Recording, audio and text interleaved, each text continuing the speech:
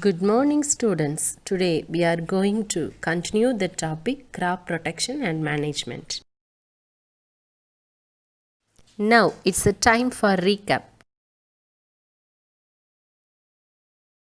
Last week we are discussing about some few topics: agriculture, agriculture practices, basic practices of crop protection, plowing, leveling and manuring, sowing of seeds, sowing by hand, seed drill and dribbling, then adding manure and fertilizer.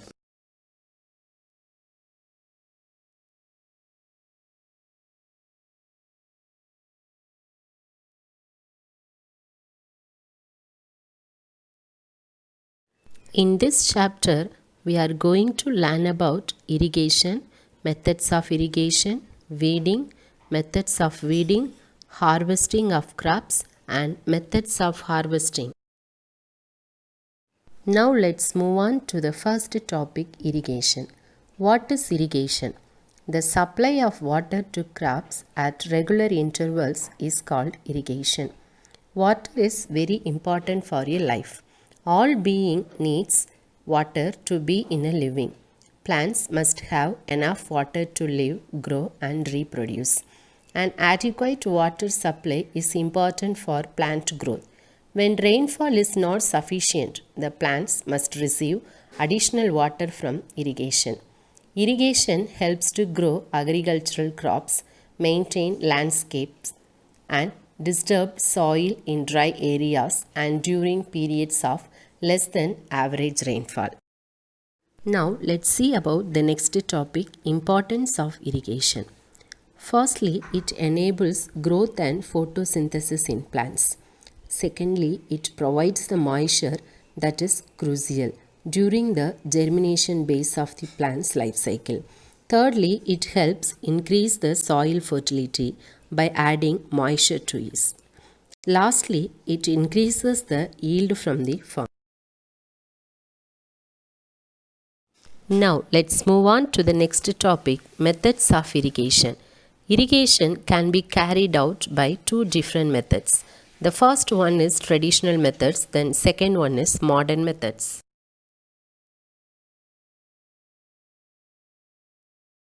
Now let's see about the traditional method. These irrigation systems were used in earlier years.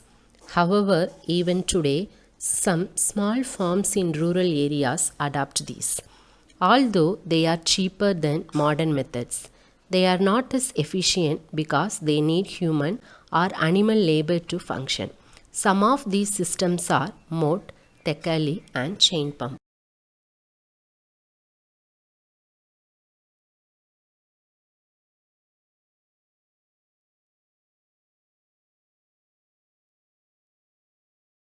The first traditional method is moat. It is also called the pulley system. It involves pulling up water from a well or other such source to irrigate the land. This is a time consuming and labor intensive process, but it is very cost efficient. Also, using a moat avoids wastage of water. The next traditional system is tekali. It is a process of drawing water from a well or such similar source. Here we tie a rope and bucket to a pole. At the other end, we tie a heavy stick or any other object as a counterbalance, and we use this pole to draw up water.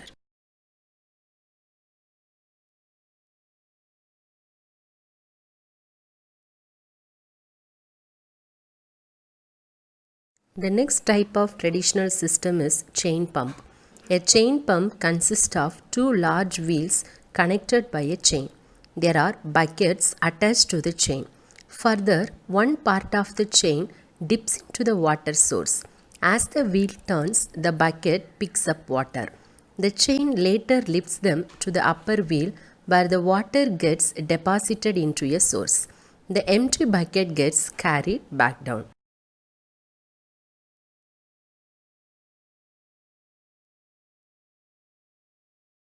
Now let's move on to the another system is modern method. These are more efficient irrigation systems that were invented in recent decades.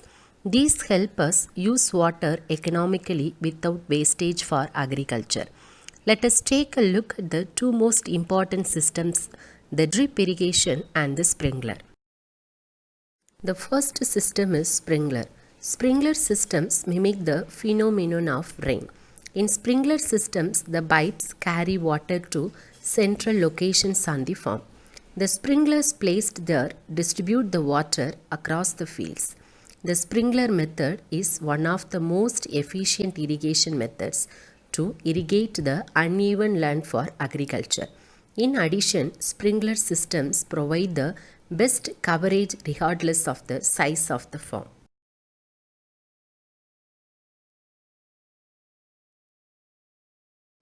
Let's see about the next topic, advantages of sprinkler system. It helps in the conservation of soil. It increases soil productivity. It protects the crops from extreme frost or temperature. Physical condition and composition of soil are maintained. Fertilizer and insecticide applications can be done by the sprinkler system. It is very useful for sandy soil and uneven land.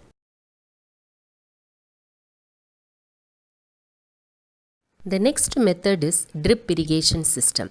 Drip irrigation is the most used irrigation system these days. In the drip irrigation, we lay plastic pipes in rows near the crops or plants. These pipes have holes in them. The water seeps from these holes drop by drop. Hence, the name is called drip irrigation. Drip irrigation is one of the most efficient irrigation methods as it reduces water wastage in agriculture.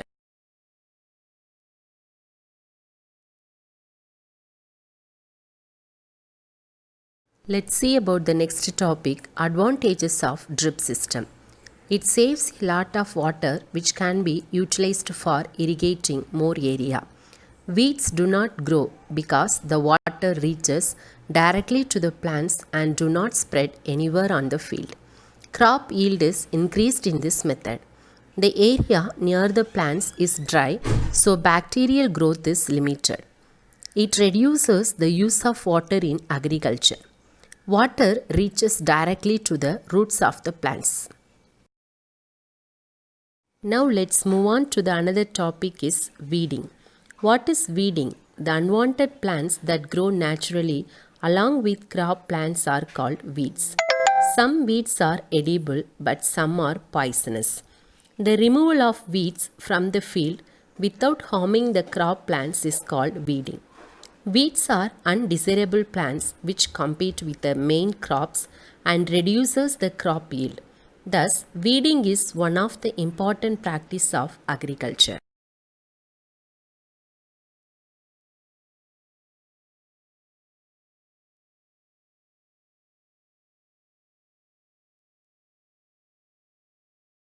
What is the need of removal of weeds? Removal of weeds is essential because weeds compete with crops for space, light, water, and nutrients and affect their growth badly. They may produce toxic substances that interfere with the growth of crop plants and thus affect the harvest. Weeds may be poisonous to humans and domestic animals. They attract pests and spread them to the crop plants.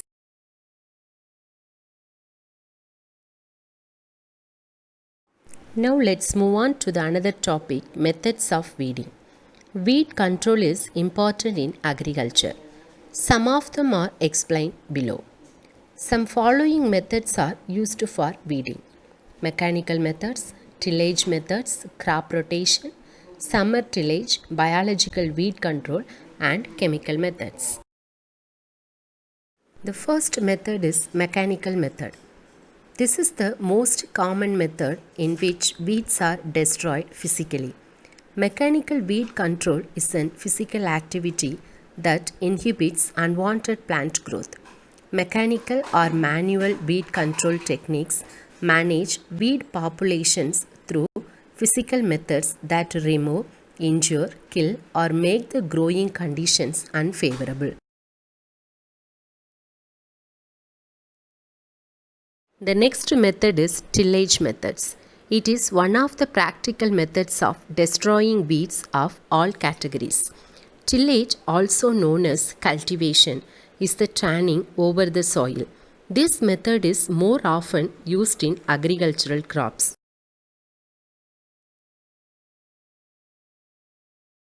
The next method is crop rotation. Crop rotation is a planned sequence of crops growing in the same field year after year. In this method, proper rotation of crops is followed for controlling crop associated and parasitic weeds. The next method is summer tillage.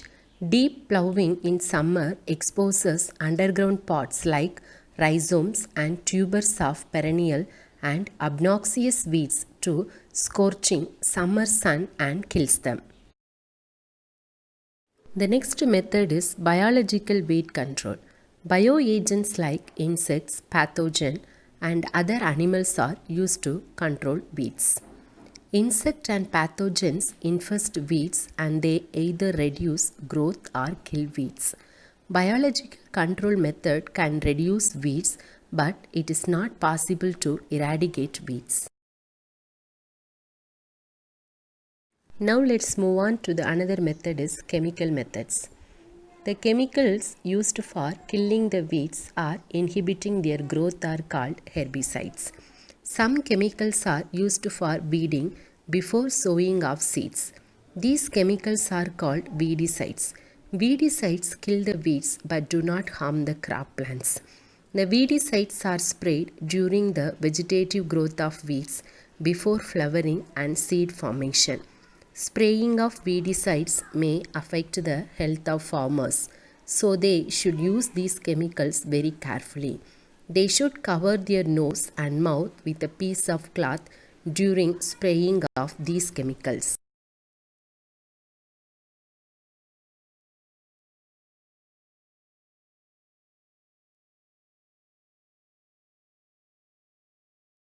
The next topic is integrated weed management. Integrated weed management is the control of weeds through a long-term management approach using several weed management techniques such as physical control, chemical control, biological control, and cultural control.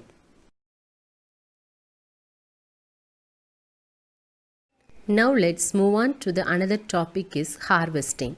What is harvesting? The process of cutting and gathering a matured crop is called harvesting. The harvested grains are called crop produce or crop yield. In India, the Pongal is celebrated a harvest festival. Let's see about the next topic, methods of harvesting.